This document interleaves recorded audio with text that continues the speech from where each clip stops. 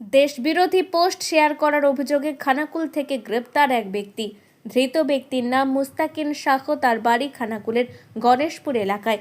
জানা গেছে, সোশ্যাল মিডিয়ায় গতকাল দেশ বিরোধী একটি পোস্ট শেয়ার করেছিল মুস্তাকিন। খানাকুল থানার পুলিশ বিষয়টি লক্ষ্য করে গতকাল সন্ধ্যায় তার বাড়ি থেকে মুস্তাকিনকে গ্রেপ্তার করে। রবিবার তাকে আরামবাগ মহকুমা আদালতে পেশ করা হয়। ঘটনা প্রকাশ্যে আসতেই শোরগোল পড়ে যায় গোটা আরামবাগ জুড়ে। যদিও পোস্টটি ভুলবশত শেয়ার হয়েছিল বলে দাবি করেছে মুস্তাকিনের স্ত্রী। তার দাবি, স্বামীর সোশ্যাল মিডিয়া অ্যাকাউন্ট থেকে ভুলবশত পোস্টটি শেয়ার হয়ে গিয়েছিল। তার স্বামী পড়াশুনো জানে না, এতে স্বামীর কোনো দেশ নেই। আমি ওনার বউ বলছি।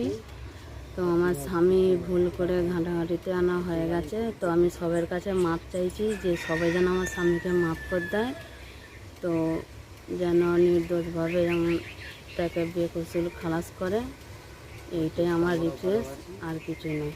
তো ওইটা কি একটা মোদির ঈদের ছবি দিয়ে না পোস্ট হয়ে গেছিলো, সেই সমস্যা নিয়ে আমার স্বামীকে কাল সন্ধ্যে 7টার সময় ধরে নিয়ে গেছিলো। নিয়ে যাওয়ার পরেতে আমরা গেছিলাম, আমাদেরকে কিছু বলে না, কোনো কথাই করে না, আর সে কিছু জানে, সে এমনি পড়ালেখাই জানে না। হ্যাঁ, ঘাঁটাঘাঁটি করতেই হয়েছিল। তো এখন কি চাইছে? এখন চাইছি যেমন সবাই তাকে মাফ করে দেয়, ভুলভ্রান্ত হয়ে গেছে, এইটাই আমি সবার কাছে চাইছি হাত জোর করে, যেমন আমার স্বামীকে, আমাদের ঘরের পরিবারকে, সবাইকে যেমন মাফ করে দেয়। তো আপনার স্বামীর নাম কি?